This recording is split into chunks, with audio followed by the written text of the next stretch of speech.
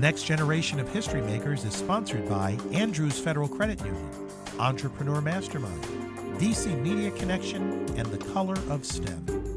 There are so many negative stereotypes that circulate around about African American men. Well, the gentlemen that you're going to meet today debunk those myths. They're entrepreneurs and visionaries for a brighter, more economically liberated African American community. Over the next half hour, we're going to introduce you to the next generation of history makers. These 5 men have each stepped out on faith to uplift, empower, and expose others to entrepreneurial skills, aviation training, STEM, and much, much more. But first, I'd like to introduce you to Jordan Henry, a Howard University School of Communications senior who doesn't know it, but we feel he's on the path to being a future history maker himself. Jordan brings us our first segment. According to the Bureau of Labor Statistics, the unemployment rate for black men in the U.S. is 8.4%. Educational entrepreneur Howard John is addressing this problem through the Black Male Entrepreneur Institute in Washington, D.C. And that's where, the BME Institute was birthed, based off of that need of having all these amazing black men in the district that wanted to create businesses but didn't know how, and also needed the support. The 16-week program is developing the next generation of business leaders through training and mentorship. One of my most passionate endeavors is to help Howard and other young men like himself be greater than myself, because I want them to excel far beyond me. Going forward, Jean plans on expanding the Institute globally. The goal is to create about 2,500 entrepreneurs in the next 3 to 4 years. I had the opportunity to sit down with Howard Jean and some of the inaugural members of the BME Institute to learn more about the organization and the many ways that they're giving back. Okay, so we have Anthony Hubbard, Anthony Hales, yes, ma'am, and Cabral Sylvester. Yes. Okay. So he's introduced how the program got started, and you guys held to that calling. You got your applications in. What was that process like? What was the marketing? How did you find out about it? Anthony. Well, I actually found about it. A friend of mine saw their post on Instagram and forwarded it to me. That spawned me to look them up online and see the application process. And I mean, it was literally like a Saturday night. I had to be in the next day. So I sat down on my computer and typed away and got my application in. And how did you find out about it? I actually was engaged with Howard and Keith early on. I did logos and branding work with them early on when they was first pitching the program. So sort of stayed in contact when the opportunity came. It came time to apply, put my application in. Actually, my lead advisor, she and I were discussing some strategies that we thought would move us forward, and she thought that this was a good opportunity. Cabral, let me ask you this. What compelled you to want to move forward in the process? Well, I feel like there was an immediate credibility when I saw the link, because I clicked on it and there was a video of Howard and Keith. I believe they were on BT discussing the program, and so there was that sort of immediate credibility attached to the program. And so I said, yeah, this seems like a good opportunity. What has this experience been to you thus far? The experience, it helped me hone things with the business. I've been in business a year and a half going into the program, and things I had grown. I had saw growth, but it helped me to really sit down and focus exactly and figure out, okay, how do I want to grow the business? What do I exactly envision the business, and to make sure that I was really utilizing my time in the most resourceful way. And coming together with other young African American entrepreneurs, how empowering and how encouraging is it to be in the room with other like-minded individuals? It's very empowering. It's always good to see someone who looks exactly like you. In the professional world, before starting my own business, I may have been the only African American in the room, either leading or making decisions. So being in a room with other entrepreneurs that have the same focus and same drive has always been, has been very empowering, and gave us the encouragement to show that, I'm not alone. There is a network out there, people that are like-minded, to provide that support. What would you have told the, 7, 8, 9, 10-year-old Anthony, who was preparing, going to school, playing outside, in preparation for where you are today? Thought I would tell him that he could own something, that you could be a person that creates wealth for your community and creates for others. I think one of the biggest things that I didn't realize until I got to DC, I'll be completely honest, I never thought, even though I quote unquote, did things here, did things there to make side money, and I had side jobs. I never really thought about entrepreneurship till I got to DC, till I saw sort of this this infrastructure, this brotherhood I saw of black male entrepreneurs who were working together in church or in my fraternity and different things where people were actually working together and coming up with business deals. And if I could go back and do anything, I would show him that world, because that was a world in Mississippi that I didn't see. Even in New Orleans when I went there after college, while there are a significant amount of black businesses, there was not this there was not this culture of black collaboration. And how do you think we can change that stigma? In the black community, it seems to be a stigma of, well, that's not for me, or I don't have the same opportunities, or, well, this person, her daddy gave it to her, or his, how do you change the perception of black economics? Well, I think programs like this, through this BME, again, we're not just about, working with our young brothers to make them successful, but we know that they are role models, representations of other communities, what they can do with the similar aspect or the similar approach. We know that, we're not just addressing a black male issue when it comes to entrepreneurship. We're actually supporting the entire community, because once the community sees that we are viable resources, they respect us more and they want to invest in us also and collaborate more. So it's not just about, us destigmatizing, that within our community, but knowing that as we, become the stewards of, what we should be as professionals, but also citizens in our communities, that we inspire, but also we build rapport and respect amongst other communities, young and old, and, when people see Anthony go to work every day, that's him, fighting the stereotypes. When they see Cabral, in panels with Google and IBM talking about his mobile app development, that's how they're breaking those stereotypes. When they see Anthony Hubbard, as he pitches to companies and they show on social media, it's not about the gold rims, it's about this young black man is pitching his business to businesses. That's how we're destigmatizing and breaking stereotypes. When this first started, you all went into industrial bank. Can you tell me a little bit about why and what that process entailed? Well, actually, the event was a culminating activity for the NMI pilot. Mr. Ron Busby told the story of how he came to DC. He made it a point to find the black bank and invest money into that bank. It's almost a profound but yet a simple concept in that if we're black business owners and entrepreneurs, why don't we have accounts at a black-owned bank? That simple. So that day was for me, I think about it often, it was a moving day because, we're ushering in young men, young black men, and also our mentors were there. So you have 2 or 3 generations that are walking in saying, we're going to make a stand and continue to do business and start doing business with black-owned banks. So that was a local movement, but man, we have a national response. So, that was a very moving day. And I want to thank Industrial Bank for partnering with us on that endeavor.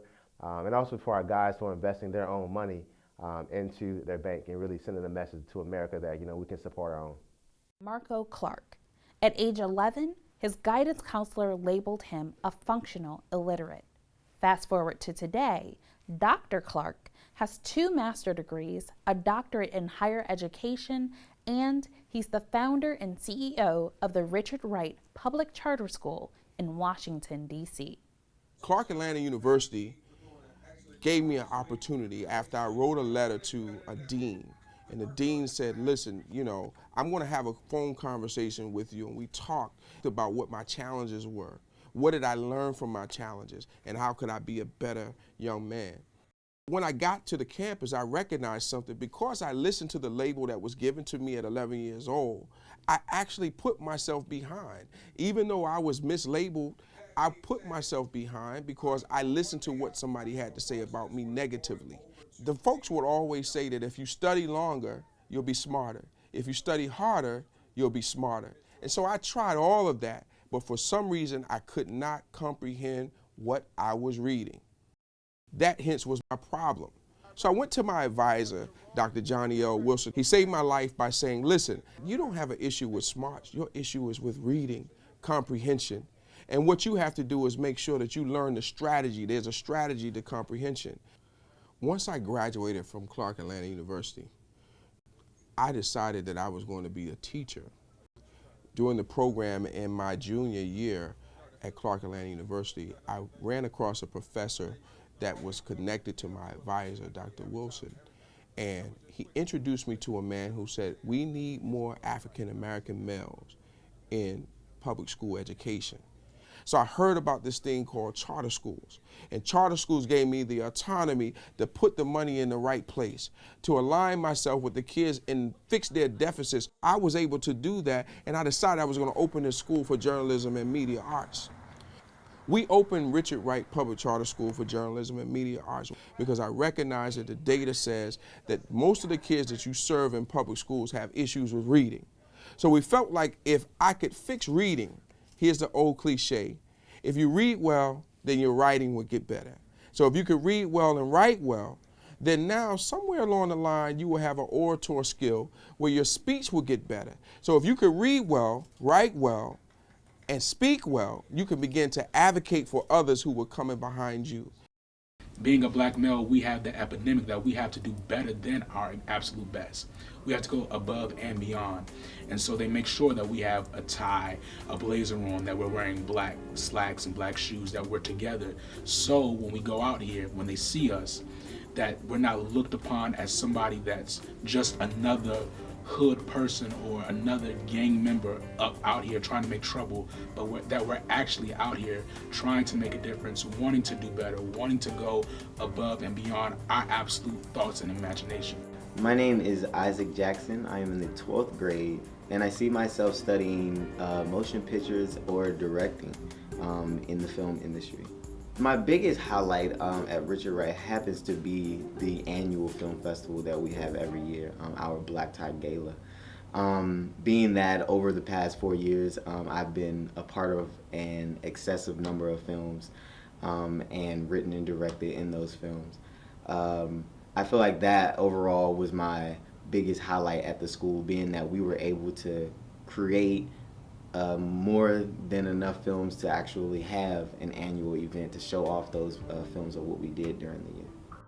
That's where my total advocacy came, because I had finally had my dream fulfilled, that I was in a position where I could control the dollars to make sure they went in the right place, where I could control the curriculum to make sure our kids were learning what they needed to, and where I could control the passion and the interest of those who were working in the school and let them know that you have to be here for the kids or you can't be here.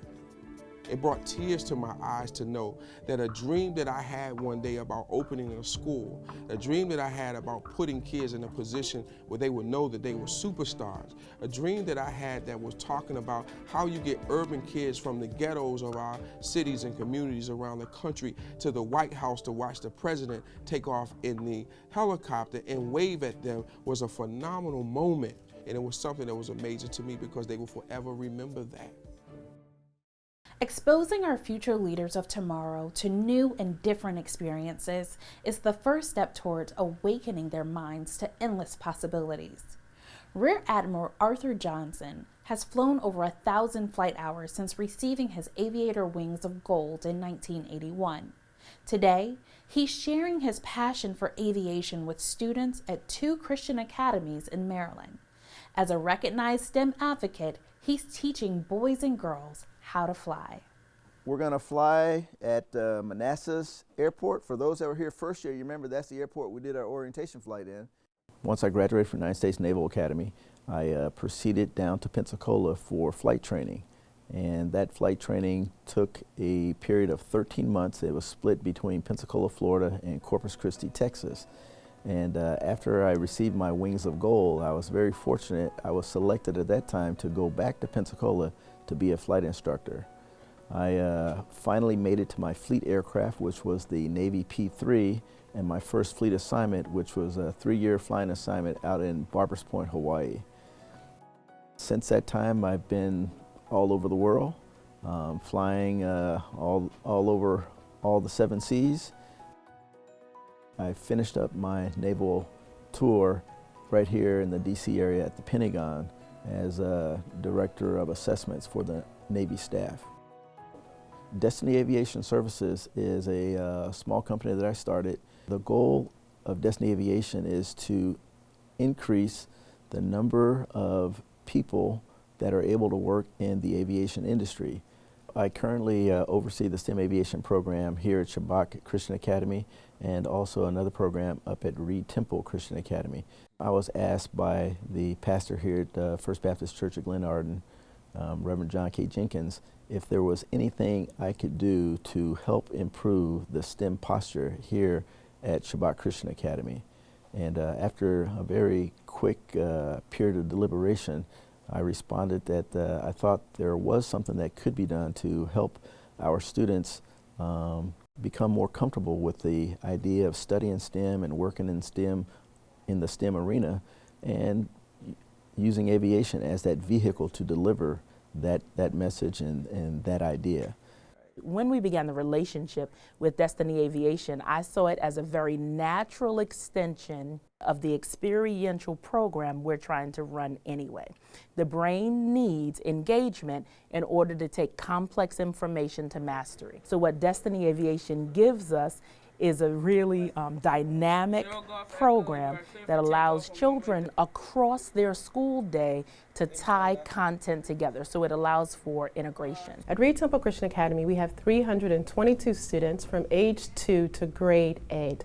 Our goal is to incorporate C-STEM in their education, even starting at age 2. We partnered with Destiny Aviation to provide our children with a rich real-life experience. And so our goal was for us to use aviation as the vehicle to do two things: to learn STEM in a real way, as well as to even gear some of our students to be pilots in the future. It's not our goal that all of our students will become pilots and participate in some form of aviation, but it is our goal to make sure that they all have the tool to choose it if that's what they want to do.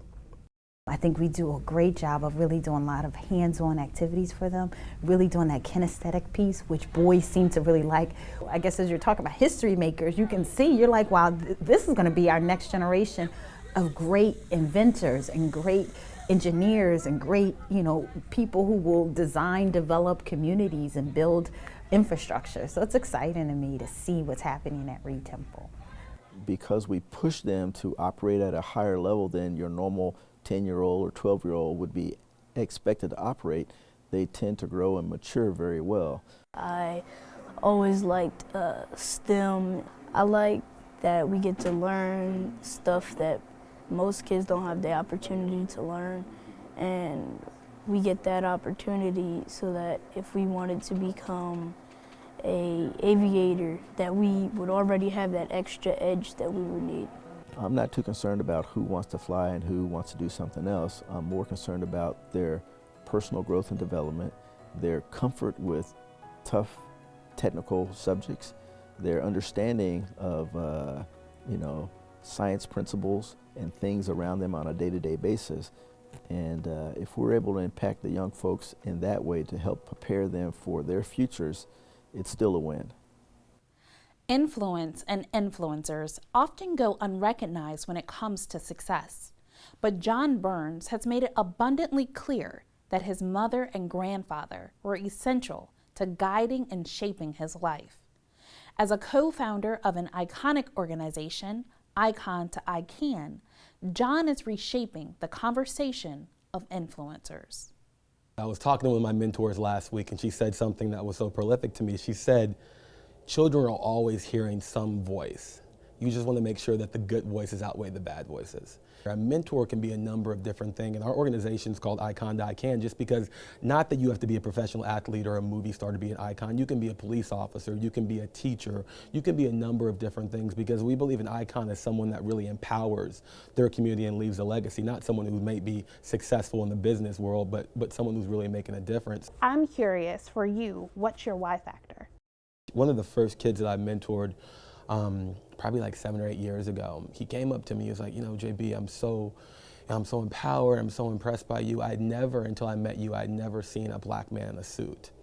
And my eyes were watering. I grew up seeing black people in suits and professional black people all the time, and I could never really articulate where he could come from. I could never understand that. So it was so empowering to me and so rewarding to me that I could provide him with that level of possibility and that exposure. So from that point on, that's my why factor, because when you can really provide just your story and that can be compelling enough to influence someone else and to inspire someone else, I think that's the why enough to make that happen. I know that growing up you went to military school. How do you think that that played an impact on how you are structured? I went to military school from 2nd to 12th grade, so going for 10 years, it's influenced my life in tremendous ways. That level of deference, the level of discipline, that level of accountability that you learn. Talk to me a little bit about some of the different programs that you are a part of right now. So I have my own nonprofit that we started, the Icon to ICANN Foundation, and in partnership with that, we started a big speaker series, and I'm also spearheading called Icon Talks, and we go across the country and bring prolific and celebrated speakers and to different cities, and we're doing a big event in San Antonio with Shaka Khan. I will interview her, and it's kind of like a TED Talk, but it's inspirational based. So every single conversation has a theme, and our theme for the conversation with Shaka Khan is from success to significance, and how you really transcend being a successful person, whatever that may mean in the professional world, to being a significant human being. I'm also on the board of UNICEF, and UNICEF is a world humanitarian organization that really helps kids around the world, so that's been a passion project of mine. I've been on the board for about 3 years now. I also sit on the board of 100 Black Men, the DC chapter of 100 Black Men. I've been the vice president for 5 years. And then I'm also active in a number of different organizations from a legal perspective too, providing kind of advocacy and legal work and legal help to underserved and low-income communities.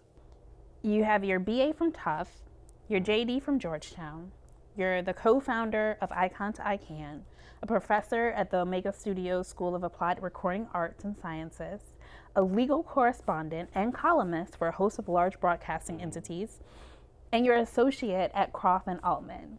So clearly, you're a man on a mission. And Sean Combs just asked me to join the board of Revolt TV. What would be your words of encouragement for the little black boys who have a dream to play football? I played sports all my life, and I remember my coach growing up, he used to say that I'm not preparing you to play in the NFL or the NBA, and preparing you to play in the world of life. I think what you learn playing sports is so applicable to what you can take with you when you go into your world as an adult.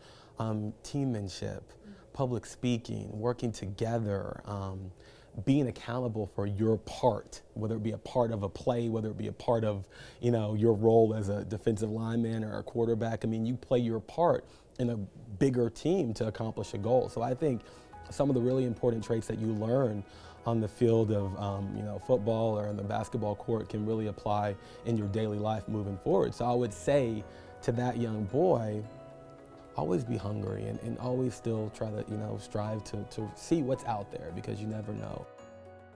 Back in 2008, Douglas Byrd was accepted into the East Coast chapter of the Tuskegee Airmen Youth and Aviation Program and earned his private pilot's license at age 17.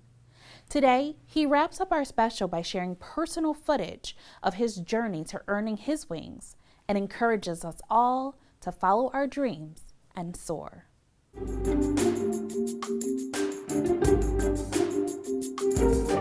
I've always wanted to fly.